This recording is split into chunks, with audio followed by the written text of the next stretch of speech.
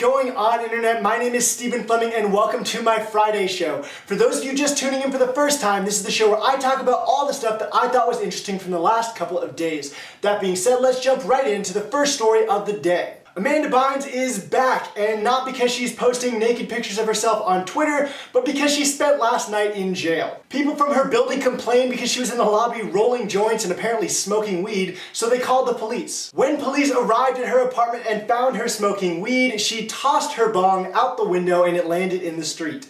So that's why Amanda Bynes was in jail. My next story is about the Boy Scouts, who after doing things pretty much the same way for the last 103 years, finally decided to lift the ban on openly gay Boy Scouts. The way that they explain this decision is that they feel very strongly that being a Boy Scout is a great experience, and that it should be open to as many people as possible, which I agree with. If you want to be a Boy Scout, it really shouldn't matter on what your race is, or how much money your parents have, or whether you're gay or straight. However, they do still have a ban on openly gay Scout leaders. While this decision came now, there was some public outcry against the Boy Scouts earlier in the year, as California State Senator Ricardo Lara tried to push through some legislation that would functionally remove the Boy Scouts tax exemption status within the state of California. The legislation that is still currently being considered removes tax exempt status from any organization operating within California that is a discriminatory youth group of any kind. That brings me to my question of the day. In regards to Senator Lara's legislation, do you or do you not think it is okay for a private organization to discriminate in terms of their membership? Does the fact that this is targeting youth groups make any kind of difference? Leave your comments and answers in the comment section down below. My next story is something that I realized I've been talking about a lot lately, which is some baby news. Some weird baby news. Elena Negrelli is a perfectly healthy 3-month-old baby, and as you can see from these photos, she looks totally normal. Well, as normal as she can be for being a zombie baby. That's because 3-month-old Elena was delivered when her mother was no longer alive. Elena's mother went to the hospital while pregnant with her after suffering a major seizure.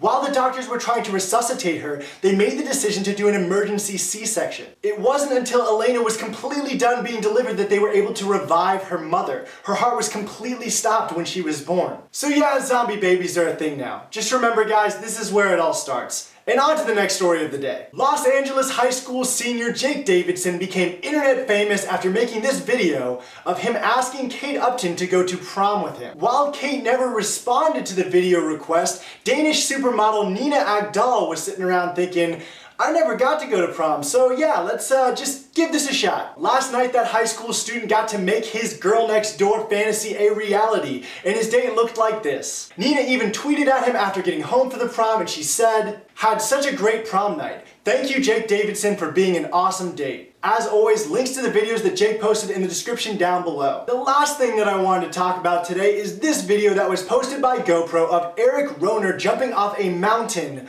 on a snowmobile. As he is flying through the air on the snowmobile, Erik jumps off and parachutes to safety. He did this entire stunt in honor of his friend Shane McConkey. Shane was a world-renowned extreme skier and he died tragically in 2009 when his double backflip wingsuit off a mountain stunt went wrong.